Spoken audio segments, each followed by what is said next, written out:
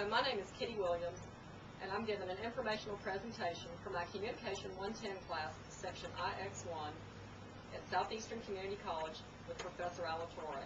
I would like to talk to you about the heart program in Mission Hospital, where I'm a nurse clinician for the cardiovascular operating room, and also give you some information about heart disease and heart attacks. For the last 3 years, the Asheville heart surgeons in Mission Hospital have enjoyed a 3-star rating from the Society of Thoracic Surgeons.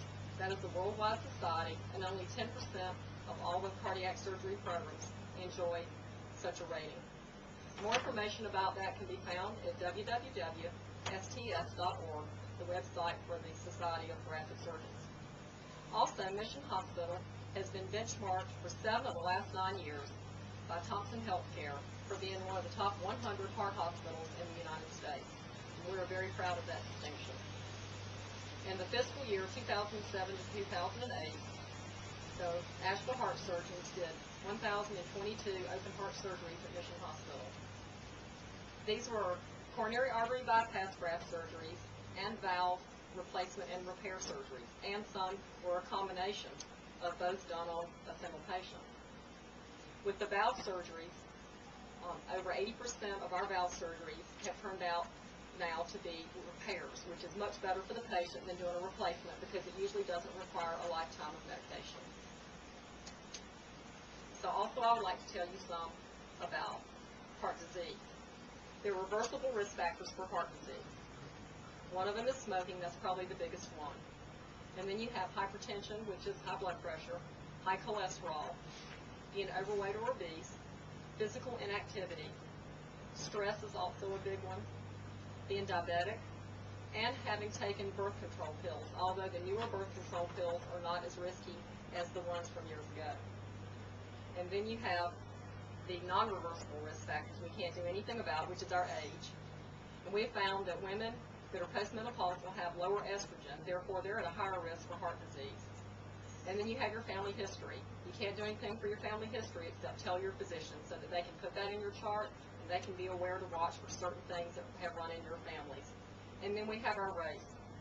Afro-American women and Hispanic women are at a higher risk for heart disease than any other people. And then I would also like to talk to you about heart attacks and how to know that you're having one.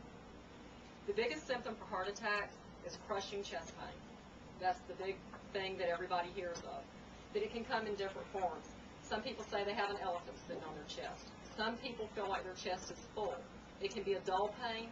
It can be a burning pain. It can be a sharp pain. It can radiate up your neck to one or both sides of your jaw. It can go down your back, your upper abdomen, one or both arms. Some people get short of breath. Some people have a cold sweat. Some people just feel very weak and very tired. Women are frequently either misdiagnosed or not diagnosed at all for heart attacks because they very frequently will not have any of the classic chest pain symptoms, and they will simply have shortness of breath and they'll feel tired or weak.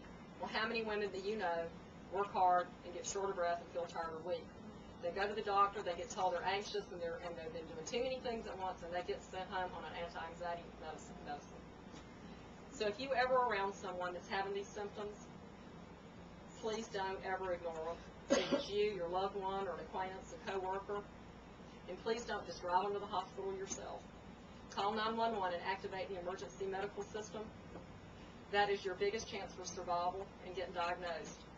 While you're driving yourself or your friend or your loved one to the hospital, you can't do anything but maybe pick up that cell phone and call and say, we're coming. But the emergency responders can run an EKG. They can put you on oxygen.